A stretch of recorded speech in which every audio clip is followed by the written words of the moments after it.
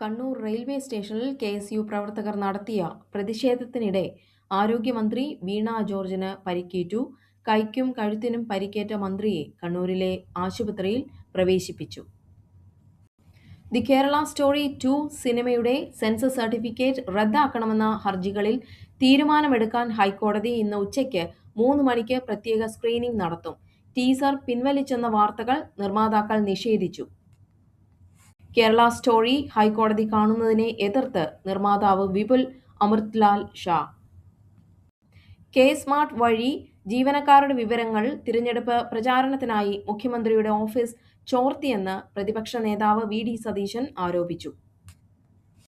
നിയമസഭാ തിരഞ്ഞെടുപ്പിന് മുന്നോടിയായി തിരുവനന്തപുരത്ത് നിന്ന് 10 എം.എൽ.എമാരെ വീണ്ടും മത്സരിപ്പിക്കാൻ CPM തീരുമാനിച്ചതായി റിപ്പോർട്ടുകൾ.